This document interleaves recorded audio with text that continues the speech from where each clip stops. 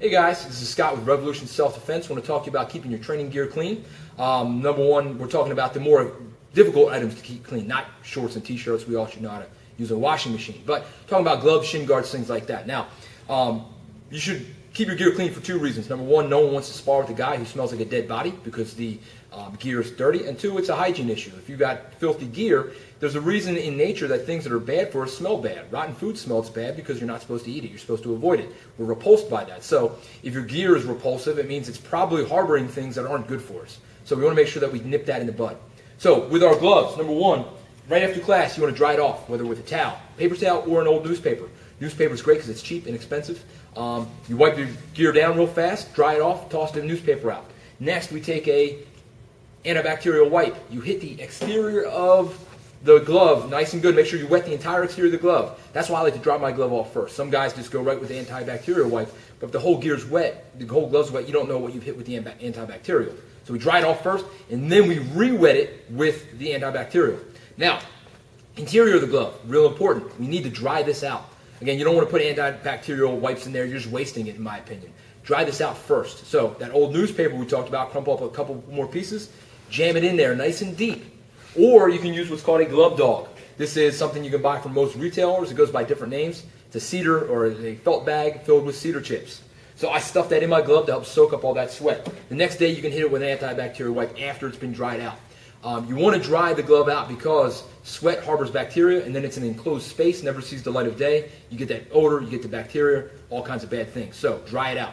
We can do the same thing with our shin guards. Wipe them down, dry them off first, wipe them down with the antibacterial. If it's an enclosed shin guard, like this grappling style, you want to stuff some newspaper in there as well to dry it out. Now, our hand wraps. When you're done class, hand wraps, don't roll them back up for the next day's training. That's just, again, just like the glove that never gets cleaned out. It's bacteria and it's going to stink. So we want to crumple them up and throw them in our bag. That way we know they're dirty. When we get home, we're going to pop them into what we call a lingerie bag. You can buy this at a boxing retailer for about 10, 15 bucks. This is one I bought at Walmart for probably about $2, and it literally is for women's underwear. You buy it in the women's section. So good exercise in humility as well, going to Walmart and buying our lingerie bag.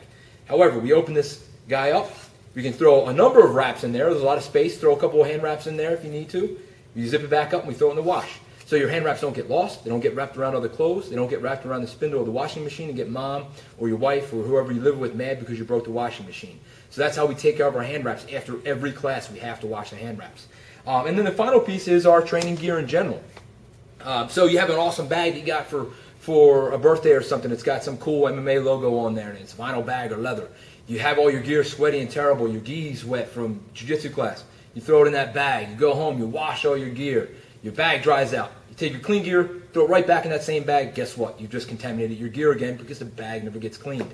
So instead of having those expensive bags, I like to use mesh bags. I have a number of these. I don't even know where I got this one. Probably about 15 bucks for this bag. All my stuff goes in this bag. You string it up. You go home. It gives your gear a chance to dry out when you're traveling home. But the nice thing about this is that this whole thing, when I'm done training, this goes in the washing machine with my training gear. It's easy to wash. It won't mess your washing machine up, and it won't. And if it does get ruined, it's $15. But I've had this thing for a long time. It's never been ruined. So we can wash this as well. That way, when I take it out of the dryer, it is clean. My gear goes in it. My gear stays clean, and everything stays fresh. So I hope this helps. It's very important to keep your gear clean. So hopefully this gives you some ideas of how to keep your gear clean, and it gives you more life out of your gear, so you don't have to throw it away because it smells bad. It's going to keep you and your partner safe and keep you training. If you have any questions, reach us at revolutionselfdefense.com. Check out our Facebook page or check out our other videos on YouTube. Thanks.